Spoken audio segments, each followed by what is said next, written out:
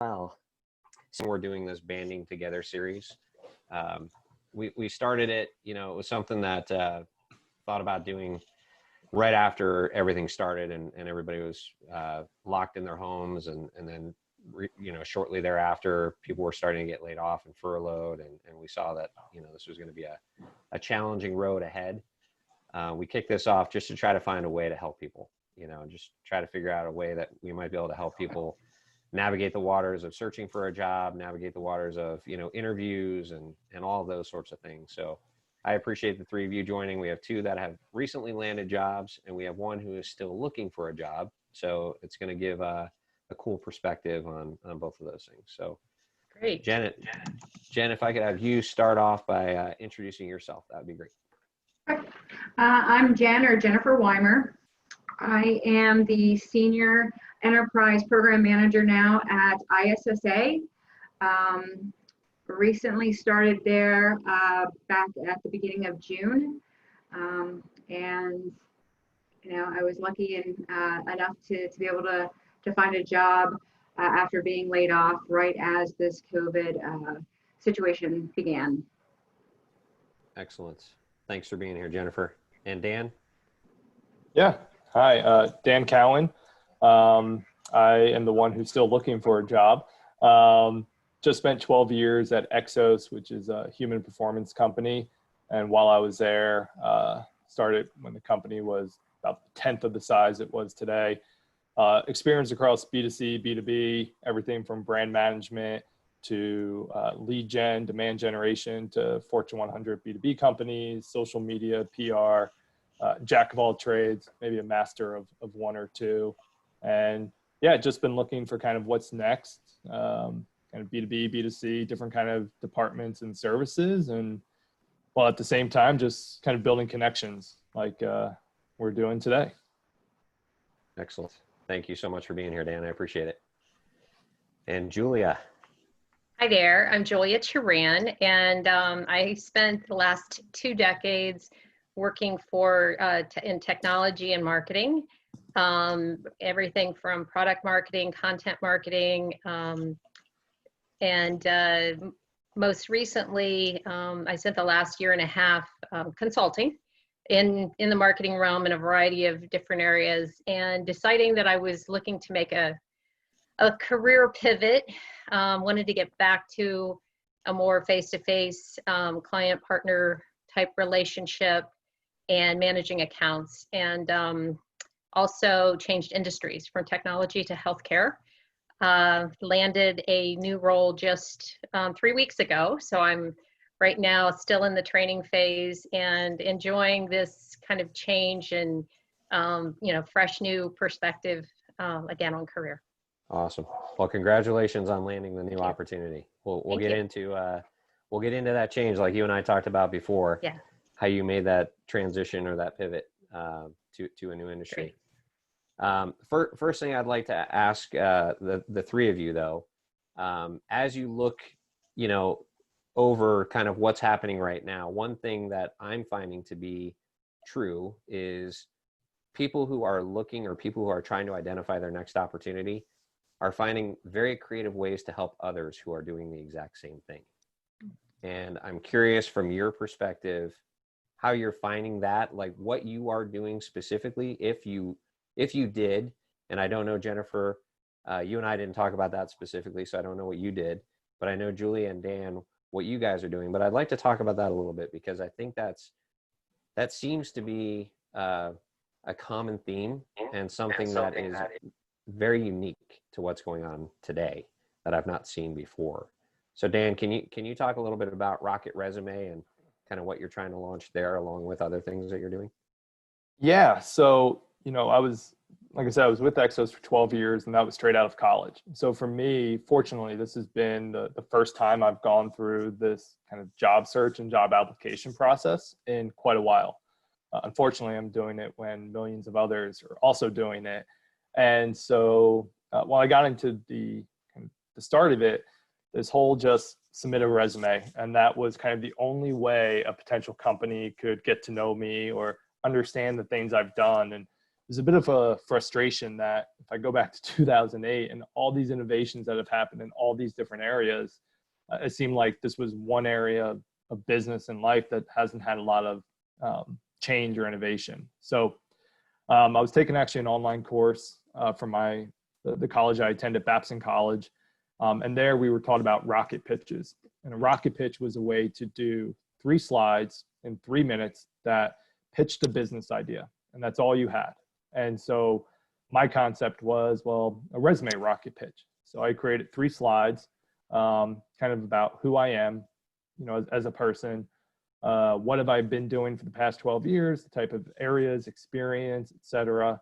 And then what am I looking for? Type of company, type of role, type of team.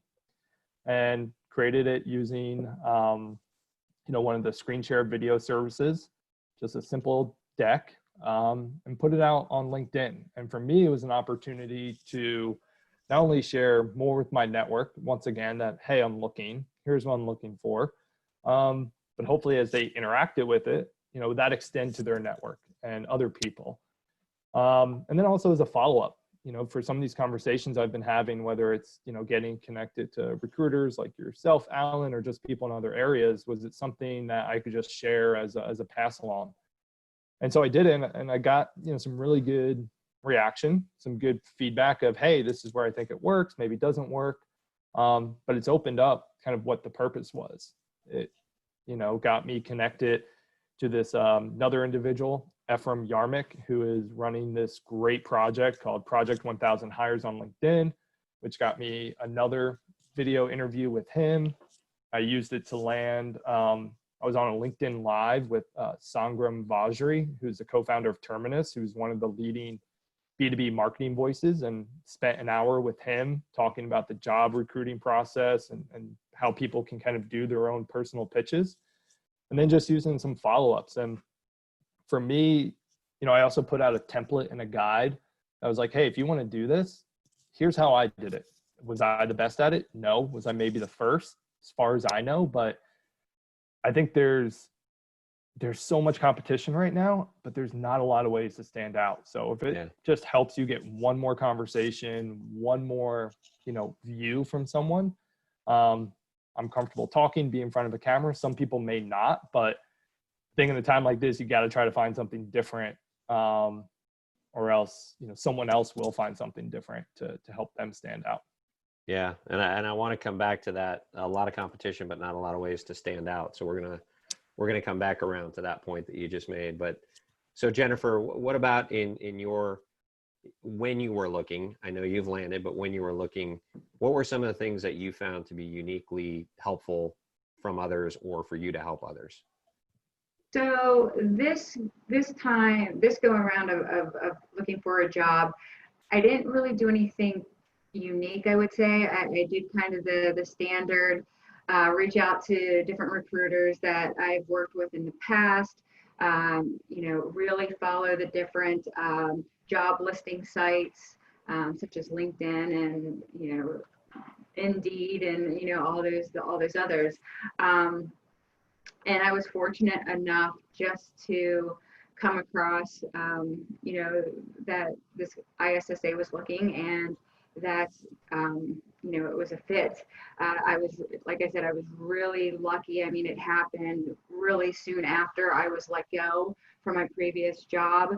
But before this, when I had been looking about a year and a half ago, what I did at that time, because I was doing a lot of networking events, I had my own business card created. Since I've been doing this kind of cross-functional program management work for, you know, close to 20 some years now, I decided to kind of brand myself, right? So I created my own cards that I could hand out when I was at networking events, so people would know how to contact me. And, you know, just get in front of people and you know, say hello and what I was trying to do and my experience. On top of that, what I also did, I actually had what I would call a resume website created. Just knowing people, I'm fortunate enough to know some people that were able to help me with that. But it it took it a step above just a resume, right? It really digs a little bit deeper to what my experience is. And I think I was able to really cover my skill set in a different way than you might do in just a resume. Right. And I've gotten a lot of good feedback on that. And again, just being able to hand out those cards and have a website that they can go to. And, you know, I got a lot of positive feedback on that. That's great. Yeah, I think this is people who hate networking events are probably not terribly sad that they can't go to networking events right now. There's certainly plenty of those people out there. Julia, what about yourself? Same question on the helping others or finding ways to you know, be helpful during that search. Okay, sure. Most of my efforts have come through volunteering.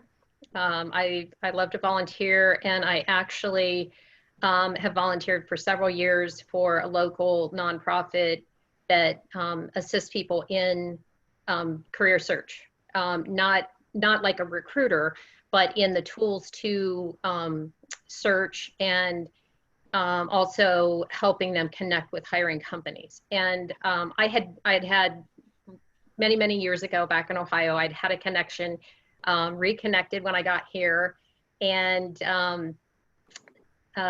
started helping with events and marketing and their social media, and took some of the skills in my wheelhouse and helped them, you know, while we were still able to meet face to face and have live events. Then COVID hit, and they were not prepared, as most places were not prepared. All of a sudden, our whole business model is meeting in churches and gathering and having speakers and having hiring companies come in, sometimes job fairs, and it just wasn't set up for a virtual model. And my background at AOL had helped me. We did a lot of webinars, a lot of training for our locations around the country, or well, around the world. And so I was able to help them make that transition to where they're able to serve more people now in a month than they ever were able to live, and pretty much use all of their services in a virtual method. So that, you know, that was very important to me, and connecting with a lot of people there. I also was very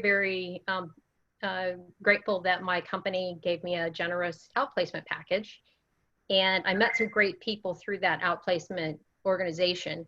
So we started, they had regular activities, but we got a little closer than that. We were all, you know, of similar age, of job levels, and, you know, everyone was like director and above. And so we had a lot of commonality. So we started doing, first it started with happy hours and meeting for happy hour, but we've changed it to virtual breakfast, coffee meetings on Monday mornings. And we also have a WhatsApp group, and we just support each other. We share if we hear of a company that's hiring, if we hear opportunities, because we've got people in there from all different backgrounds. I mean, people with HR, people with finance, people, you know, IT, everything. So we do a lot of sharing through that group and supporting each other. And when you go through the highs and lows of, you know, helping each other come through those. So that's been really the, you know, the way that I've been able to meet people, and then through that just share experiences, help them with their personal marketing plans, or you know, help them get connected. Sometimes it's, you know, you meet people that have moved here, they have no network, and where do I start? And, you know, so directing them to particular individuals that I know within their industry that might be a good player. And a lot on LinkedIn, and you know, now a lot of virtual. Yeah, for sure. Well, so and I want to come back to a couple of things that both of you guys mentioned. But what, you know, and I want to encourage everyone who's here, by the way, please ask questions, go to Q&A, go to chat, you know, add any questions that you have there, and we'll get to those. What was, or what is, I guess we'll start with you, Dan. What is the one thing that you are surprised by as it relates to the, you know, the search that you're going with right now? And just to start you off, is it, you know, lack of follow-up? Is it, you know, people just not getting back in touch with you when you reach out to them, or, you know, you get part of the way through the process and then they just disappear? that seems to be a resounding one, but I'll let you take it from there. Yeah, and I've been a little selective, in lucky ways of just trying to pick and choose what I want to apply to. But in the few that I have, I mean, one I never heard from. Saw there was over 275 applicants just on the LinkedIn, and never even heard hey, we accept it, we got your resume or information, or no thank you. Another one was a company that I felt really aligned to the job description. Had a brief working with the COO, reached out on LinkedIn when I applied. Had another Valley business leader who I was just talking to, catching up with, find out that he had a great connection to the CEO and reached out on my behalf. And I got an email that said, no interest, and, basically didn't fit. And I was like, man, I couldn't even get a conversation with all that. Right. So those two were surprising, just from the fact of, in this day and age, from an automation perspective, you should at least be able to go in and check a box and say, hey, you're not moving forward, which is from the first one. I essentially got that from the second one, but I was surprised that through some personal connections, I couldn't get more than even a 15-minute phone screen as even a courtesy. Then the other ones, I would say have been okay, in terms of, there's one process I'm in the middle of going through that, had a website that I could go and track, where's my application? Is it in review, been reviewed? Oh, that's really beautiful. Great, really great follow-up, when I did get a interview scheduled, and then when it was scheduled for another person, I mean, really clear directions on, this is how you'll need to join, and you should test your service, and here's who to contact if you have tech issues. And I've been very impressed. And, that's the biggest of the companies that I've applied to so far. So it's like they have more resources, but in some ways I would have expected for them to ghost me, versus maybe some of the other smaller companies. So I think, again, just this process, that the surprise that it hasn't changed much has been just really the most surprising point of it. And I'm, just also now trying to go back when I was hiring at my last position, did I make sure we were doing all these different things? And, I knew once someone got to me, there was a direct follow-up for me. Hey, I'd like to talk to you again, or, hey, we didn't, we're not selected. But even thinking for those who just weren't selected, even for that next step, what was that process? And that's something that I think will come out of this, my guess across the board, that as people get more into it, I would hope this almost starts some sort of courtesy evolution for the job seeker to say, it's not that hard to Amen. say, if you click the no, there's these great things called marketing automation and email platforms that can just, you don't have to always give a reason, but just that response, I think, is in 2020, and it's just, to me, unacceptable in many ways. Yeah. I had a situation the other day where someone got very, very upset with me, because I lost track of it, and that should not, to your point, that should not happen. And I lost track of the LinkedIn message, and I got scolded big time for it. And I don't, you guys don't know me incredibly well, but that's certainly not the category I want to fall into. And I don't think anybody does. And in the recruiting world, to your point, I really hope this does increase the courteousness, because we are woefully behind, for sure. And I would say, just on that point too, I think, listen, many people, especially I'm sure yourself, are dealing with tons of messages, so I think things are going to slip through the cracks. That happens. But if someone maybe follows up more than once, or I read somewhere where someone did, whole 5-hour interview process, did a whole project, and they were like, yeah, we'll let you know in the next 2 days. And they said it's been 3 weeks, multiple follow-ups here. Like, I'd lose my mind if I was in that situation.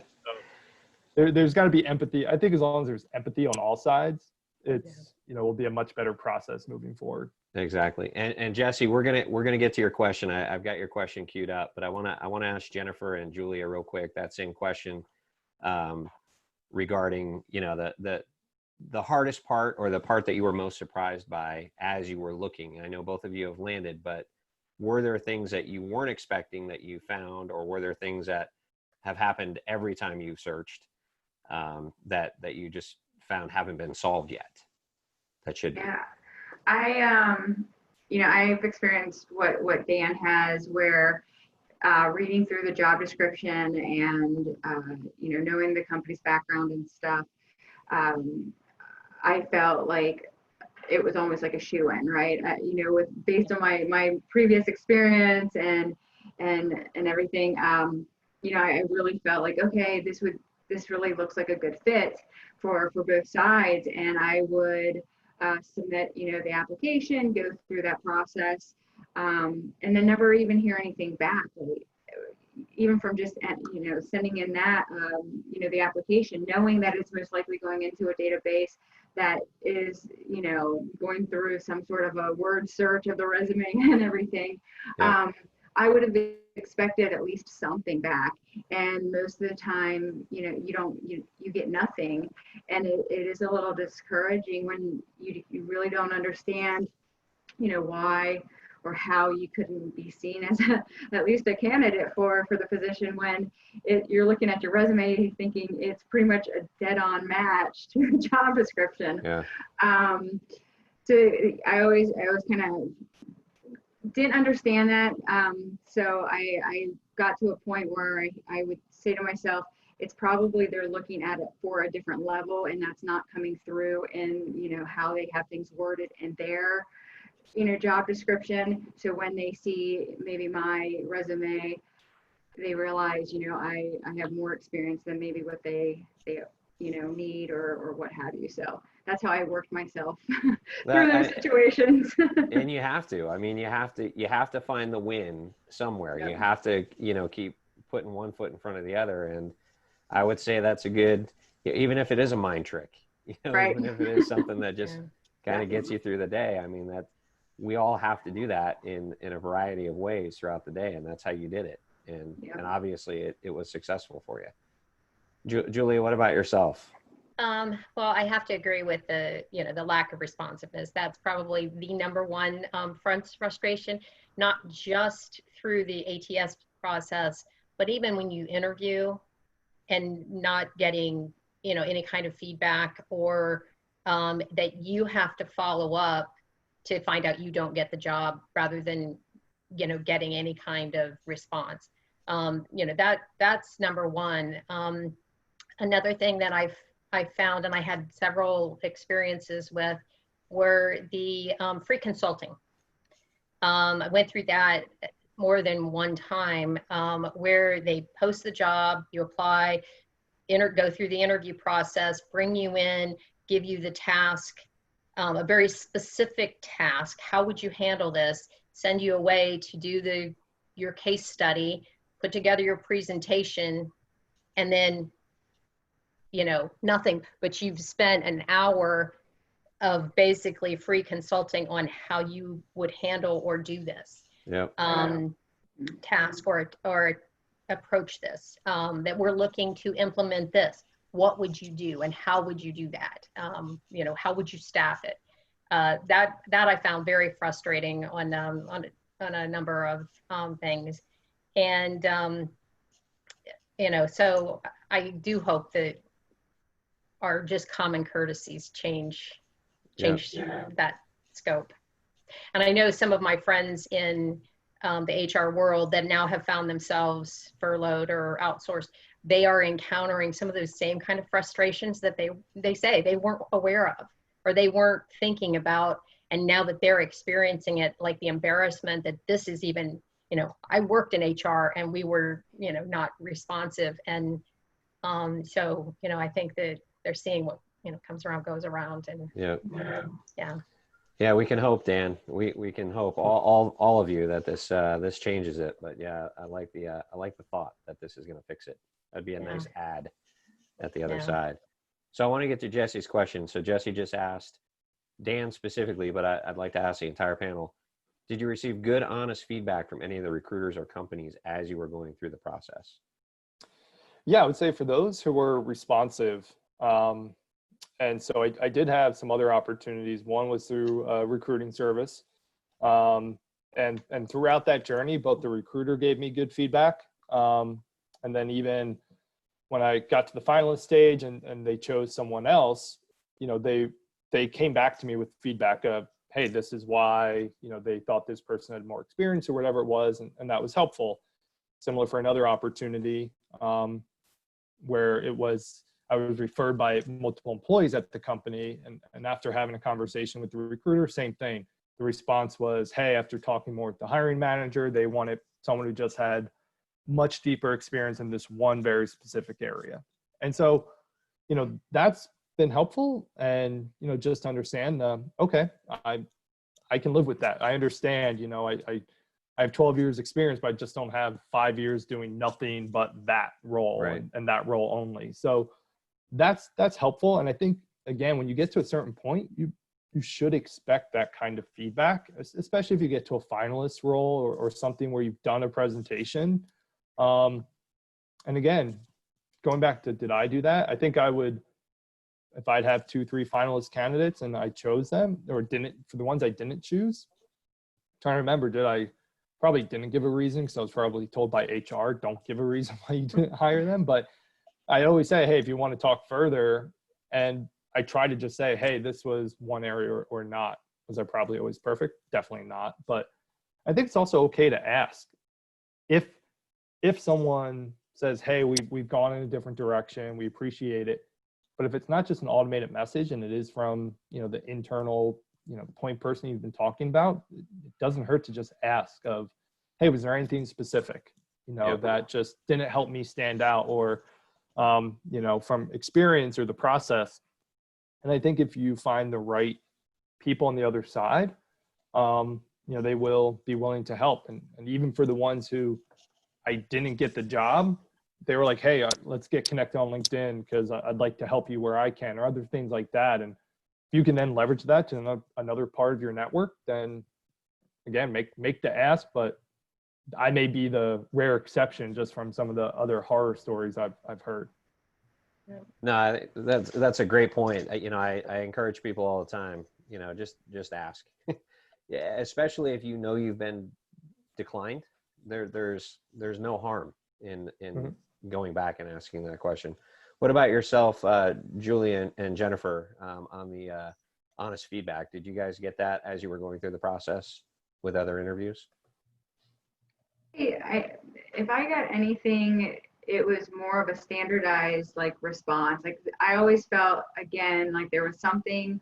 For a while I kept thinking there was something worded incorrectly or something in my resume, because I would get that almost generic response of, we've decided to go along with another candidate or something.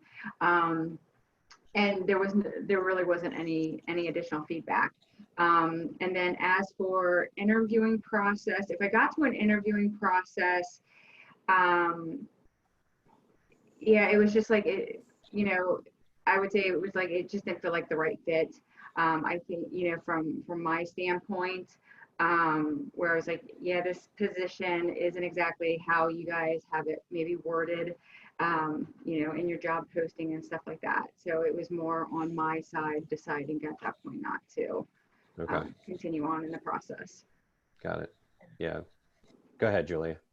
And I guess my experiences were a little closer to Jennifer's. The feedback I have felt was very vague or very form letter type. There were a couple instances where you build that rapport and with the recruiter, and they would share that they've gone a different direction, or they hired somebody that just had a little more experience in something. Never anything directly to something that I can improve or do. But it would always be nice when you would hear, we went with an internal candidate, or we went with somebody with more experience in, social media influencing, or, it would be nice when you'd hear that kind of feedback. So it wasn't necessarily directly on what I could have done, but not a lot of that was happening. Yeah, I think the one thing that frustrated me was for the one that I had some internal people, advocate, and I never heard back, but a form email, someone who had reached out to this contact, on my behalf, they said, well, he didn't have the skill set we were looking for. I was like, how do they know? Yeah. They looked at my resume, which was pretty much matched, but no one had a conversation to ask me about my skill set. And that was, about over a month ago. And I've continued to see that job just kind of reposted on LinkedIn for a month's time. So I'm wondering if they've ever found the person for the skill set. Just because it's like, how do you know if you're not having that conversation? And you can't have a conversation with everyone, but like Jen, like you said, my resumes, I'm matching all the keywords. Everything's matching up. So what is it that, isn't matching up? Yeah. Now, in that case, Dan, would you go back and ask them, what is it? Or did you just accept it? I think for that one, I was just like, I was miffed in a way, especially because, I saw on LinkedIn that this person read my message, looked at my profile, we were at the same company at some point, never responded. And then when, someone else said, oh yeah, I talked to them and this is what they said, I was just kind of like, okay, like I've had multiple people advocate to me. And so I to that one, I was like, maybe that's not a company, maybe this is a bullet dodge. Maybe that's not the type of company I want to be with. And maybe this is allowing me to see that earlier. But for another example, yes, if I had just gotten an email, I think these other 2-3 examples, I've had no problem going back to them and saying, because the rapport was already built, I think like, Julia mentioned. So I already felt comfortable of having a conversation to say, hey, can I just ask? Or, hey, they said I didn't have this. Is that just years on my resume, which I can't change? Or is it, experience with a very specific area of the job that they think is critical? Right. Yeah, that's interesting. Yeah. So, and one comment here, we've got a couple more questions, but one comment from somebody said, I think they keep reposting the same job over again because they're just marketing and collecting resumes, which I know for a fact does happen.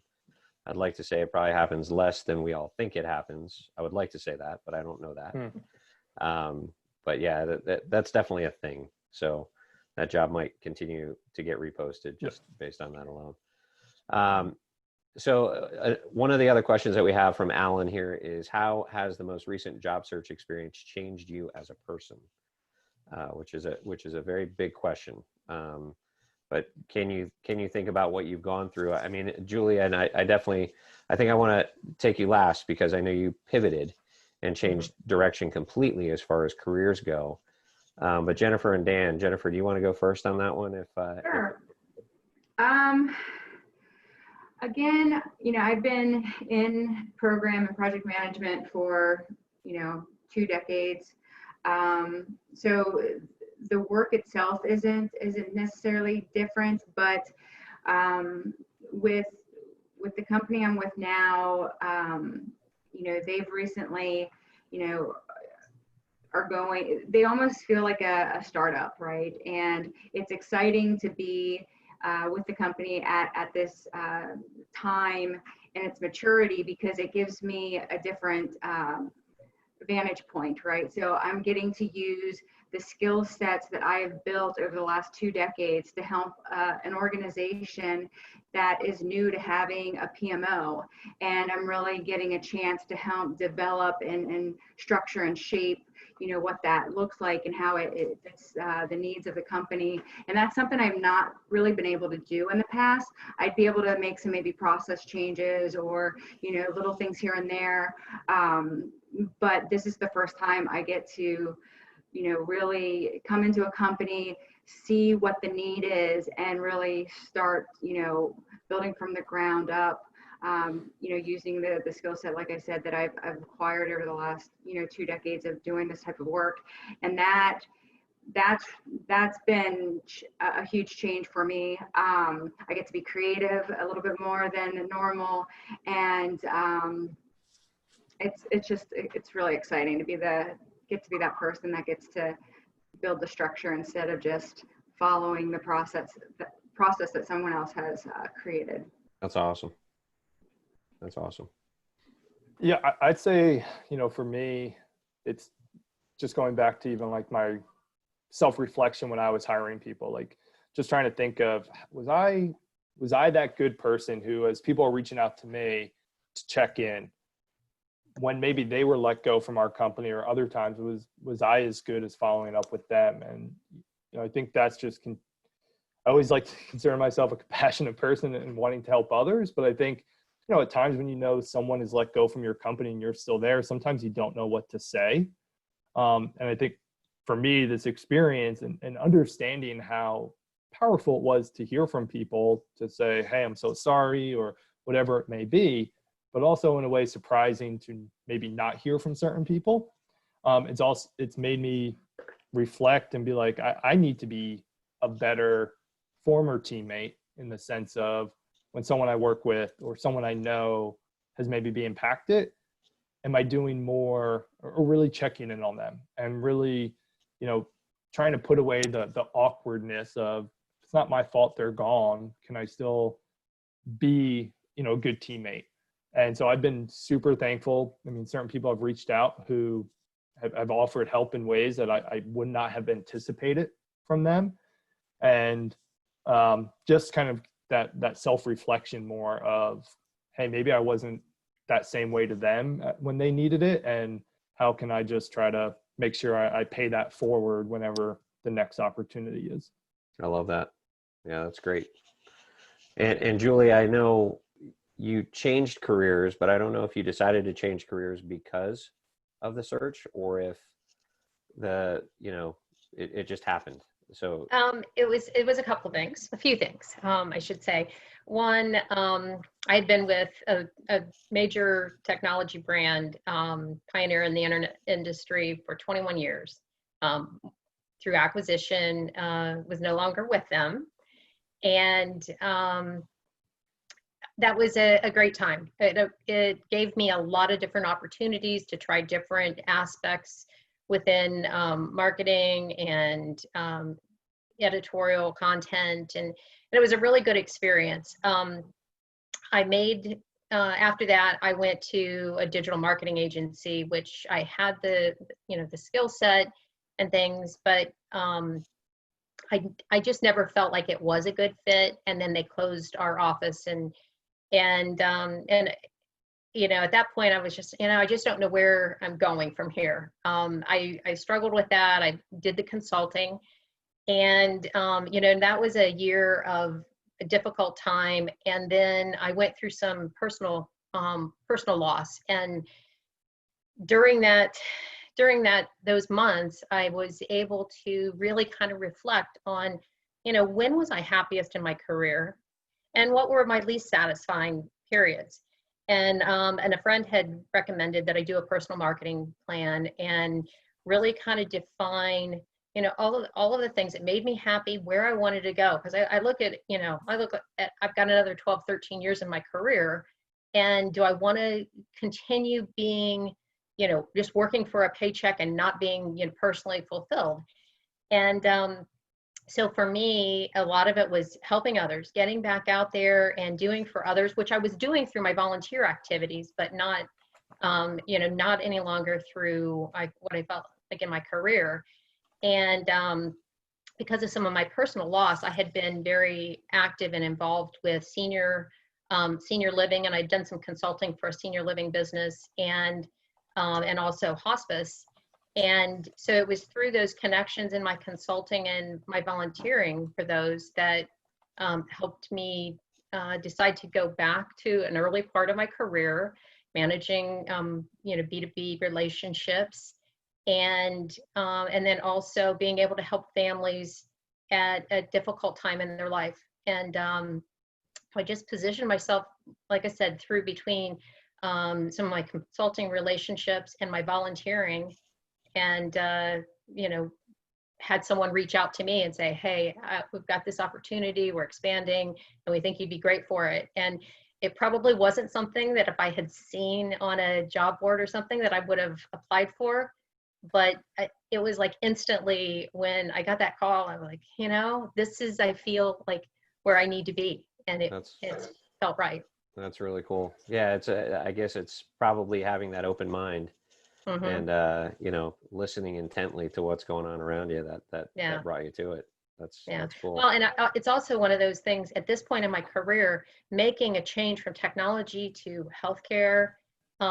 It doesn't sound like the smartest thing, or starting over like that, and why would somebody want to hire? But like I said, it was based on relationships and building those relationships, and them seeing something that, you know, in me and in their opportunity, versus me saying, hey, I want to apply for that. Yeah. Man, we can only hope that that happens to more people out there right now, that companies see something in them versus them having to, you know, grovel, I guess, or Yeah. try to get it. That's a great story, Julia. Thank you for sharing. So another question that we have, did you guys find, as Jennifer and Julia, you were searching, and Dan, while you're looking, do you find that a lot of companies are using third-party recruiting, or have you come across mainly direct hire opportunities in your searches? I'll just say not many third party.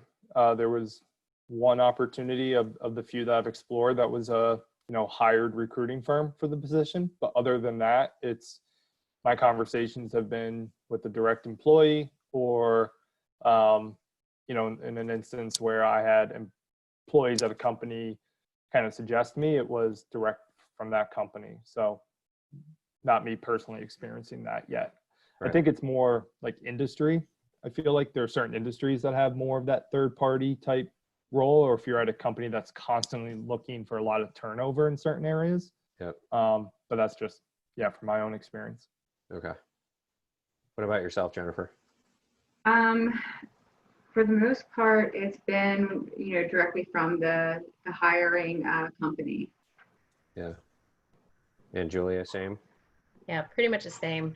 It was always a difficult thing. And, as Dan was saying, certain industries, well, I was in the technology industry, so I would try to work with technology recruiting firms, but they didn't handle the marketing aspects of technology. But yet, trying to talk to recruiters that's focused in marketing, they weren't working with the technology companies. So I found it a little difficult for me to fit in to the recruiter model. I wasn't opposed to it at all, but I felt like I was kind of in a gray space, right, in that regard. Yeah, I think to your point, Dan, it is somewhat industry specific. What I find anyway, there's a lot of companies that will use us for technology recruiting, but I can't imagine right now it's necessary, outside of certain disciplines to use a recruiter. There's a lot of people out there looking. So if you've got time and you can vet people, you don't really need an outside agency today, I don't think. Yeah. And then we had another comment here that says, I want people to know that when attending an interview, you're automatically assumed to be an underdog. And to overcome that, confidence is key, and maybe challenging the interviewer might also help in showing your expertise in that field. They want someone on their level and not anyone who they consider to be the underdog. And I've heard that before, but I am curious, from, the three of you who are going through or have recently interviewed, how confident do you feel when you're walking in an interview to challenge the person who you're interviewing with? Does that come naturally to the three of you, or do you feel like that is outside of your persona? And does that sound like something that would cause butterflies?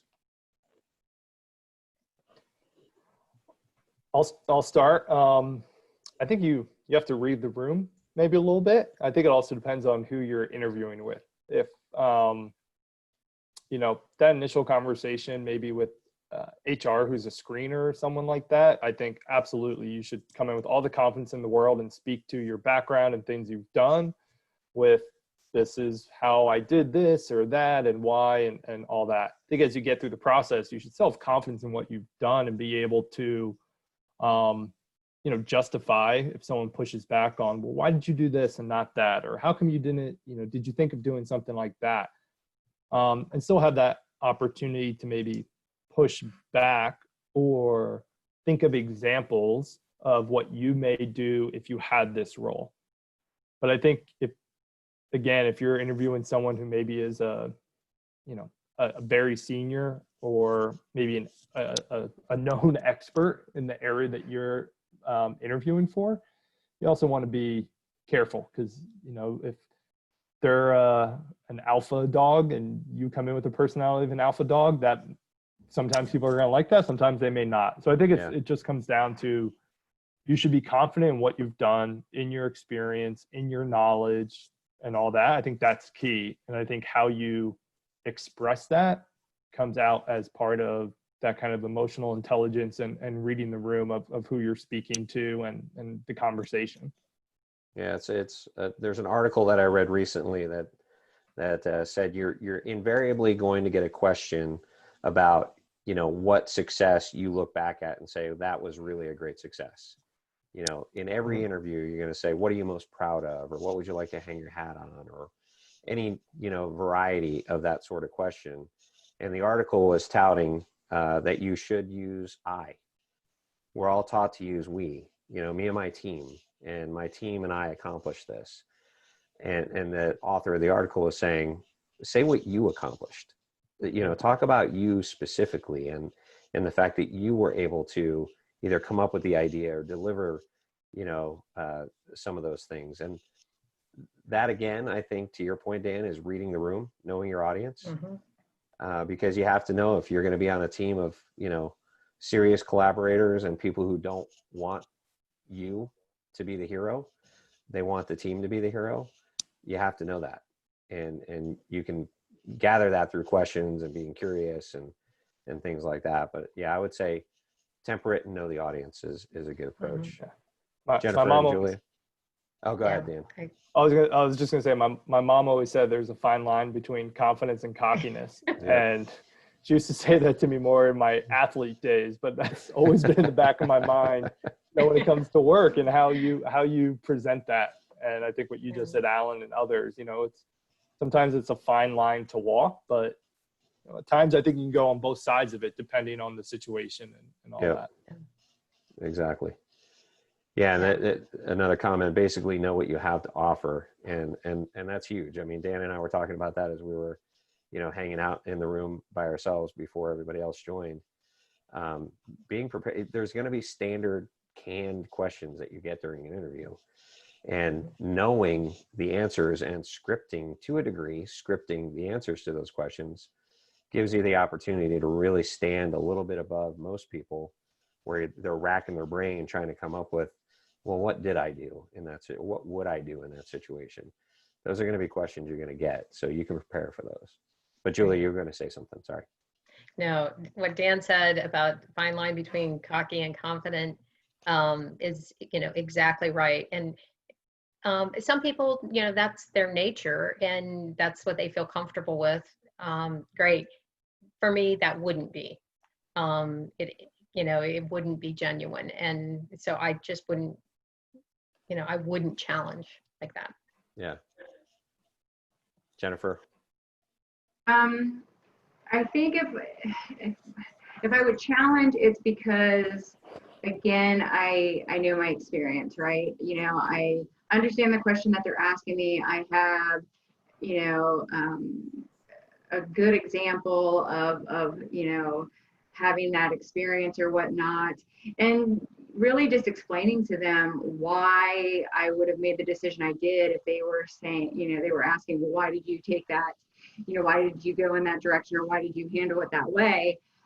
It could just be circumstances that I was in the company at the time, and maybe, they're thinking of the situation that is current in their company, and the circumstances are different or something. So, I would say that would be my comfort level of speaking to, my past experience and, explaining why I did what I did. Right. Yeah, I agree. And you can't be a doormat. Right. But, right. You also don't want to come across as cocky. Yeah.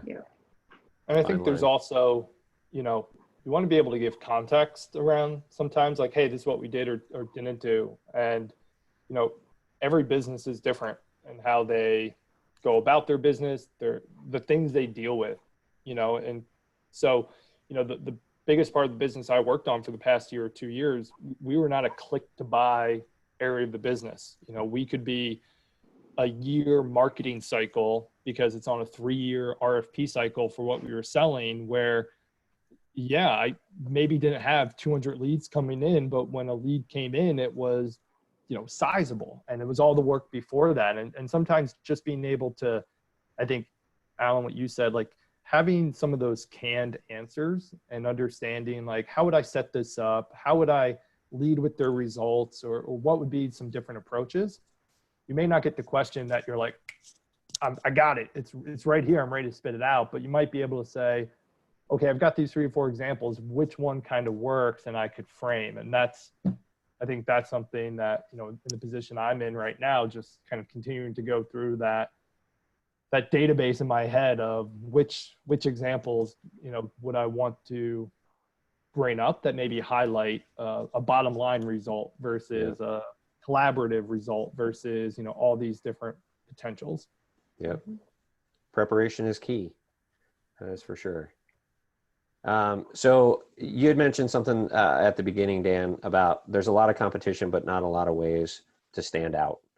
So I am curious from you guys, and we just got another question from the field too, but what are some ways that you've either heard others, like you've got Rocket Resume, Dan, which is great, but are there other things that the 3 of you have done? Are there other things that the 3 of you have heard about or have witnessed firsthand that say that person, is memorable in comparison to others who applied? Do you have any of those tidbits or any of those thoughts?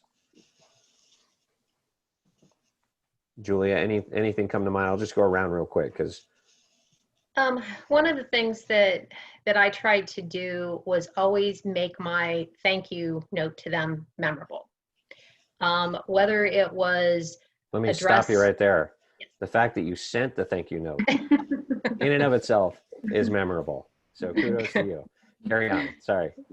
But it would be either if they had asked a specific question that maybe I didn't feel that I had addressed fully, or I might touch on that. Or if they asked something and I had a good reference, maybe on my LinkedIn, I might copy and paste it. And you asked about this. Here is what my colleague, or here is what a former boss said of me regarding that. One instance, they wanted to know what my former colleagues would say about me.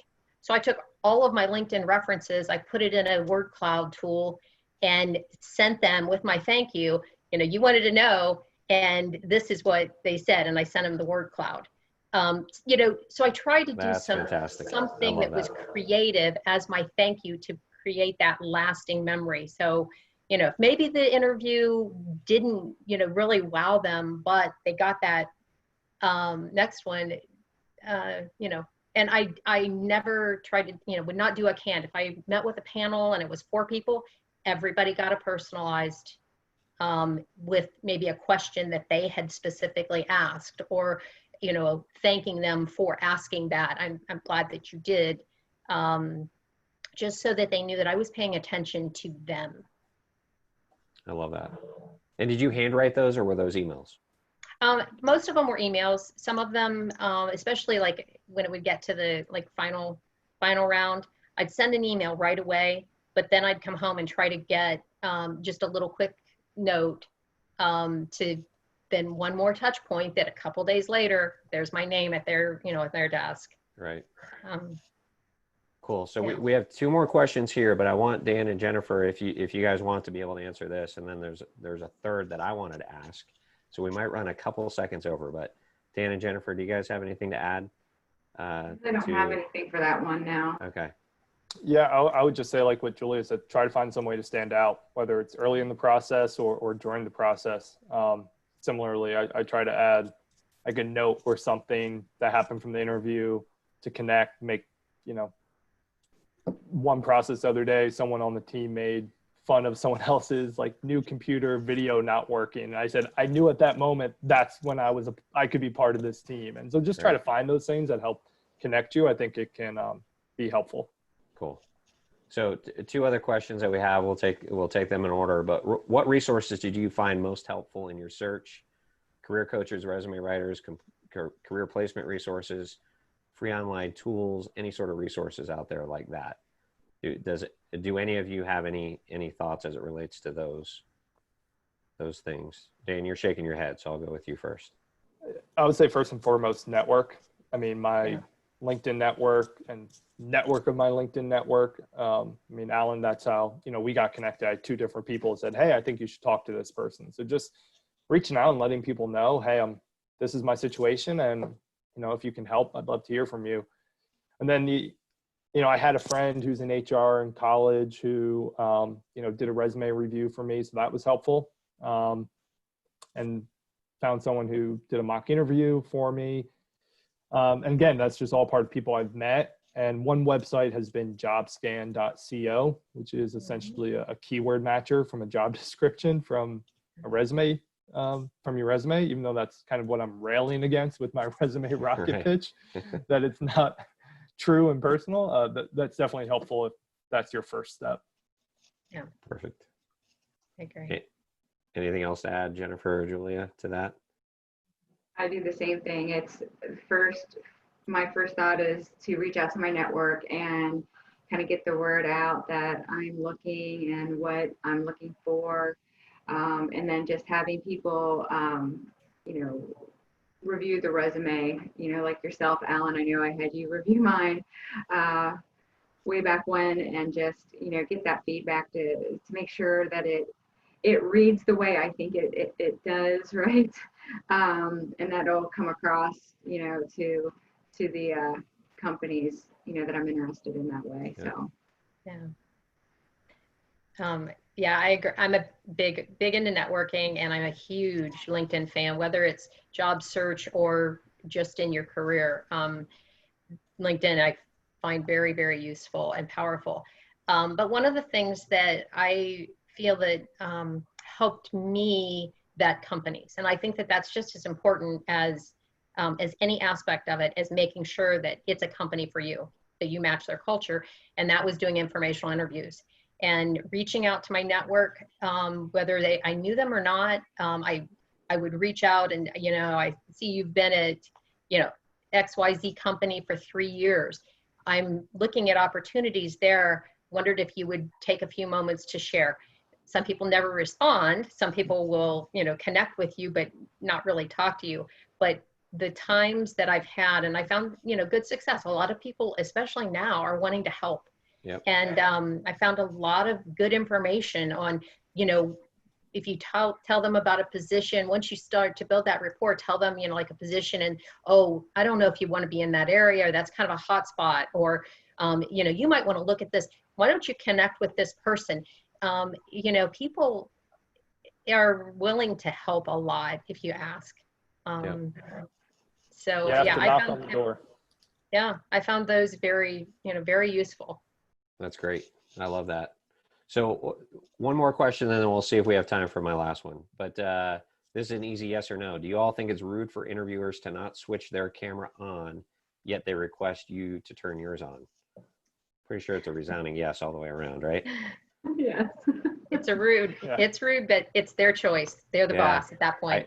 I guess the follow-up question would be, what do you do about that? And I don't have an answer, but I'll reach out to you independently, and give me some time to think about that one and see if I have any sort of, I don't really have an overcome to that. But my final question for you guys, and Julie, you brought this up earlier with regards to encouraging one another. How did you guys motivate, encourage, and get yourself driven every day to get up and look for a job? I mean, most of the people watching this, most of the people in attendance are looking for work right now. What was key for you? I mean, what was that one thing, no matter what it was? What's that one thing that drives you and motivates you and encourages you? Dan, we'll start with you. I've got 3 young daughters I got to pay for. But I mean, I enjoy working and, want to be that provider and all that. And I was very fortunate in the fact of one of the first people I contacted after everything, someone I met at a conference just through networking in February. And I've been on a consulting gig, with his company a few days a week, and, there could be potential to be full-time there. So that's what was like, hey, I don't want to just sit around and wait for something, kind of go after it. And if I didn't have that, I think I'd still be even more probably drained, but that's at least kept me busy and in other ways. But yeah, at the end of the day, just, the family, making sure that my change in career has as minimal impact as possible on, our life. So I like it. Jennifer, what about you? I think just, I'm a driven person, right? So, I see it as a challenge, right? So when you get laid off, it's a challenge, and I'm going to beat that challenge. And I know you got to put the time in, and you got to put the work in. I mean, it becomes your job. Looking for a job, pretty much, is how I looked at it. And yeah, I wasn't going to stop until I found something and made me happy. So Good.